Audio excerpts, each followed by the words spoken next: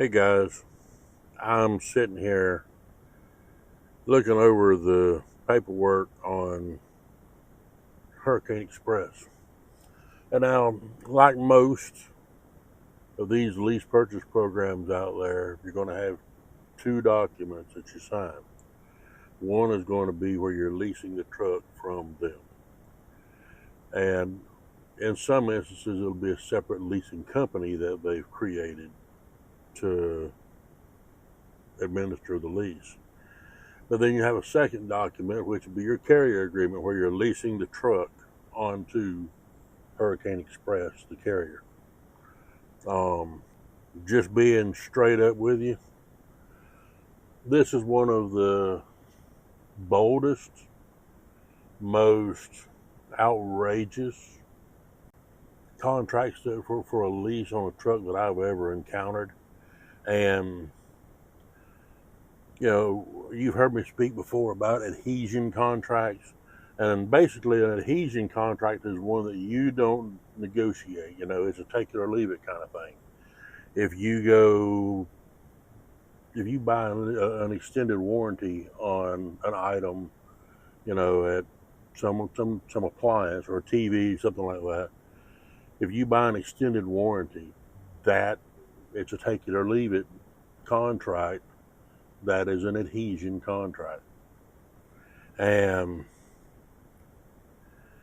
this old boy at Hurricane Express, boy, howdy, he is bold with a capital B. $75 per day is the fee that you're going to pay for renting the truck. But wait, there's more. So this truck lease is 486 days, which is approximately 16 months. During that 486 day lease, you're going to pay $75 a day, okay, for a total of $36,450 in truck rental payments. If you want to buy the truck at the end of the lease, it's $130,000 or $135,000. Then, in addition to the $75 a day, this old boy wants you to pay an additional $10 a day usage fee for the use of that tri-pack APU. He's also going to charge you $15 a day to cover physical damage insurance. And then you're going to pay an additional 20 cents a mile for depreciation, for preventative maintenance, tires, things like this. So here's a caveat. He gets to depreciate this equipment on his taxes. Okay? So why the hell is he trying to make you pay for the depreciation that Uncle Sam is already giving him on his taxes? If you're a small business and you go buy a vehicle for use in your business, you're going to use it to make money. You can depreciate that either A, one lump sum, or B, over the life of the loan. So let's say it's a 5 or 6 year loan term on this truck between him and Pat Carr, whoever he's got it financed through. He's depreciating the cost of that truck off his taxes each and every year. In addition to that, he's charging you 20 cents a mile for the privilege of letting him depreciate the value of that truck on his taxes. Anyone ever presents you with a contract like this, especially, you go through orientation and then, poof, here's the contract, you need to sign it. Well, you need to, like I've said many times in the past, you need to have the opportunity to review this contract before you ever arrive at orientation. Because when you read this contract and you get a good understanding of it, whether you understand it yourself or whether you have an attorney review it and explain it to you in detail,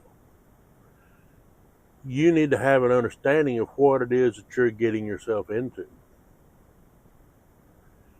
And you need to be able to know that in advance, not go through a day, 2 day, 3 day orientation, and then you're presented with this contract which you have no ability to negotiate.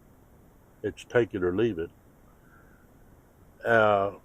No, you're getting into this to make money. Oh, and one other thing, they're going to charge you at the end of this lease. They're going to charge you a $2,500 cleaning fee, which you're going to pay in weekly installments from the beginning, up to an amount up to $200 for each payment.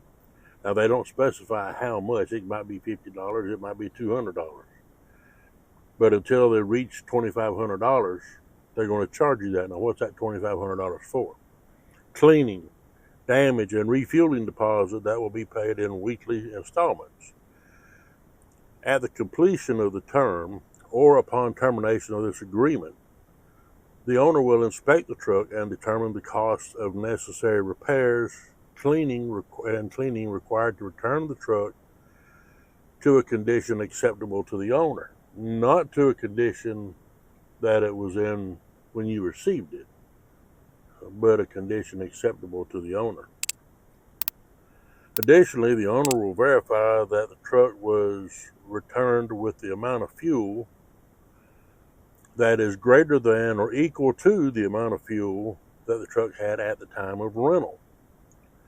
If the truck is returned with less fuel than it had at the time of rental, then you will be charged the difference at a rate of $100 per eighth of a tank of fuel.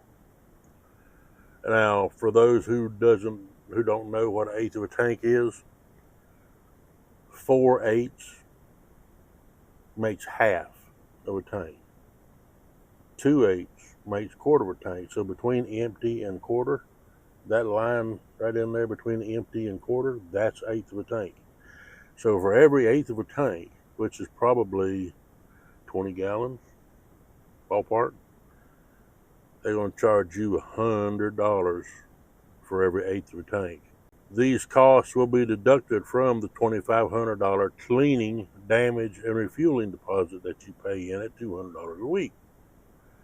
Any funds remaining after the cost of cleaning, cost of repairs, and cost of refueling are reconciled will be returned to you. And something else I wanted to point out, if there's any damage, you will pay without limitation all expenses associated with the operation of the truck, such expenses shall include, but not be limited to, keep that in mind, not limited to, the following: all state and federal taxes, all road use taxes, wages for employees, doesn't say his employees or your employees. I'm going to have to assume his employees.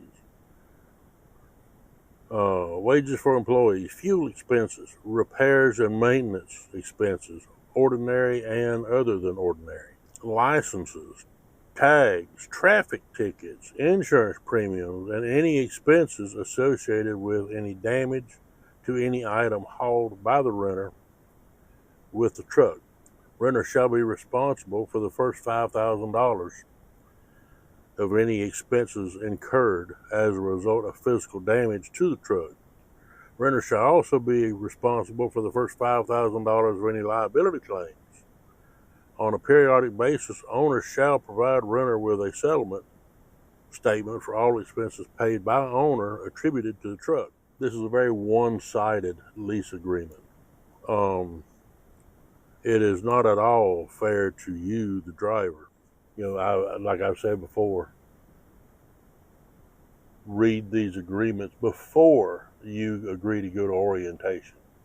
It doesn't harm that company in any way, shape, or form to share their contract with you. It's not proprietary information, because some companies will like to say, well, that's private proprietary information. Well, no, it's not, because how many hundreds or even thousands of drivers over the last 3, 5, 10 years have signed these contracts?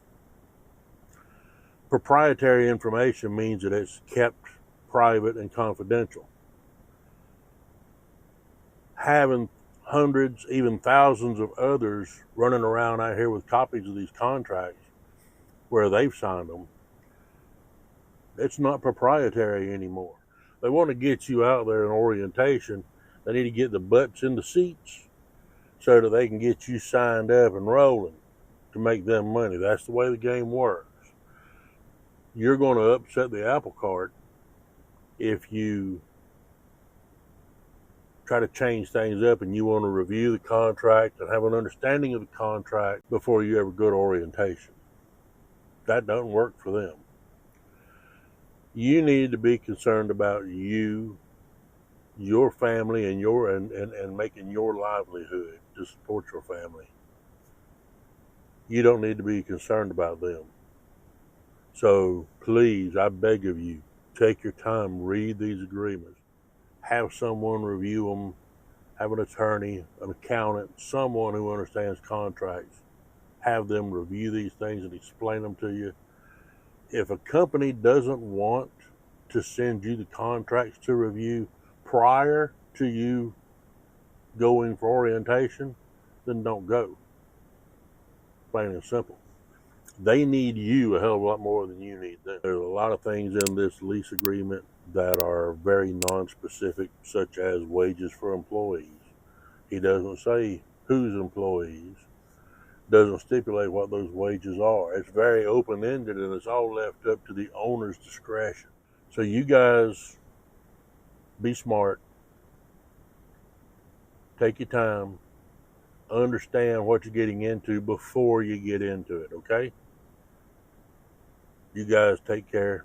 See you, bye.